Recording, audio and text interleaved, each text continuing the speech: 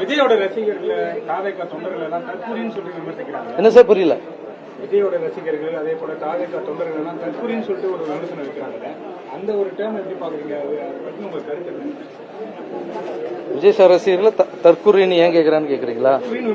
விமர்சனம் பண்றாங்க எல்லாரும். சார் எல்லாரும் தற்கூரின்னு சொல்றது வந்து ஒருத்தர் வளர்ந்து வந்தாங்கன்னு வச்சுங்களேன், அதுக்கு ஏதாவது ஒரு தாக்கணும், அவங்க வரவு வைக்க கூடாதுன்றதுக்காக கூட அப்படி சொல்லலாம். மற்றவங்களுடைய பார்வையில வந்து அது தற்கூரி சார்.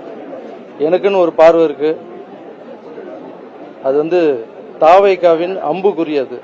அது தற்கூரி இல்லை, தாவேகாவின் ஷார்ப்பான அம்புக்குறி. அது எப்படின்னா பெரிய மலையை உடைக்கும், நுழையாத இடத்துலயும் நுழையும். அது என்னென்னவோ பண்ணிட்டு இருக்கு. கண்மூடி கண்ணி திறக்கிறதுக்குள்ள வந்து உக்காந்துட்டாங்க. ஸோ அது தற்கொலை இல்லை சார், தாவேகாவின் அம்புக்குறி. கையை இப்படி வச்சு அடிக்க வேண்டியதுதான், அடிச்சிட்டாங்க. ஸோ அவங்க மேல பொறாமப்படுறதா இல்லை அவங்க மேல பொறாமப்பட்டுக்கிட்டே வந்து தினமும் விமர்சிச்சுட்டே இருக்கிறதுன்றத விட்டுருங்க சார்.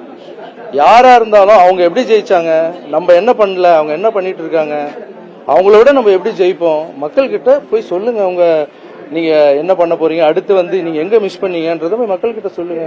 அவங்க பார்த்து உங்களுக்கு பண்ண போறாங்க.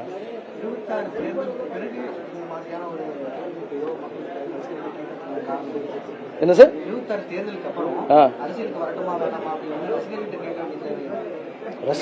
அதான் முன்னாடி பதில் சொல்லிட்டு சும்மா ரிப்பீட்.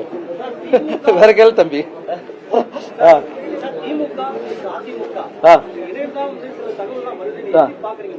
இல்ல சார், அதெல்லாம் ரூமர் சார். ரூமருக்கெல்லாம் பதில் சொல்ல முடியாது சார். ஏன்னா நம்ம வந்து எந்த விஷயம் வந்து வெளிப்படையா அவங்க சொல்றாங்களோ அதுக்கு தான் சொல்ல முடியும் நம்ம. அரசியலுக்கு வரனா இல்லையன்றது சொல்லிடுறேன், அதுக்கப்புறம் நடிப்பினத்தை பற்றி பேசலாம். விஜய் அவர்கள் வந்து பிரஸ் மீட்டே பண்ண மாட்டாரு, தமிழ்நாடு நலன் சார்ந்த பிரச்சனைகள் சொல்றா, இது வரைக்கும் பேசவே மாட்டாரு. அதுக்கு ஏதோ ஒரு காரணம், அது ஏதாவது ஒரு காரணம் இருக்கும். சும்மா வந்து உட்காந்து பேசிட்டு இருக்கிறவங்க வேணுமா இல்ல செயல்படுறவங்க வேணுமா, நீங்க தான் டிசைட் பண்ணணும். சார், இப்போ நீங்க வந்து இப்போ உங்களுக்கு எல்லாரும் ஒருவேளை அரசியல் முடிவை எடுத்த பிறகு அவங்களே உங்களுக்கு அந்த சமயத்துல நீங்க எப்படி செயல்படுவீங்க? சார், இப்ப இருக்கிற எல்லா அரசியல் கட்சி தலைவரும் நான் அண்ணனா பாக்குறேன், என்னுடைய அப்பாவை பாக்குறேன், வயசானவங்க எல்லாருமே வந்து எனக்கு வந்து ஒரு சொந்த மாதிரி தான் சார் பாக்குறேன்.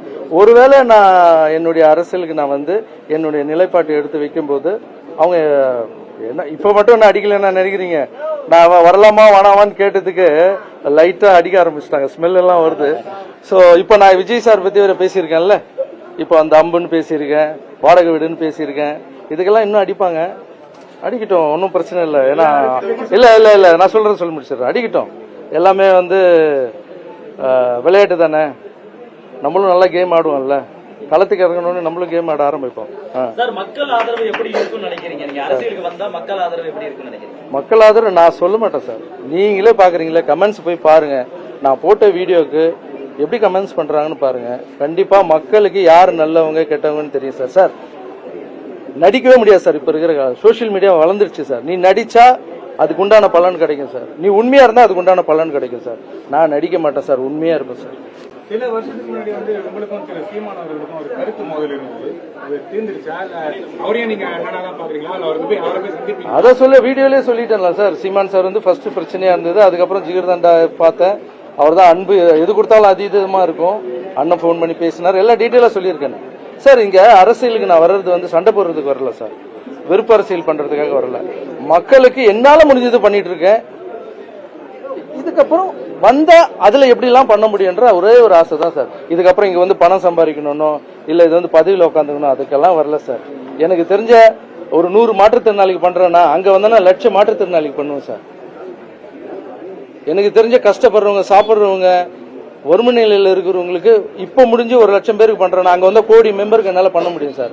சார், பணம் லைஃப் இல்ல சார். வாழும்போது மனுஷன் எப்படி வாழ்ந்தா எப்படி செத்தான்றது தான் சார் இருக்கு.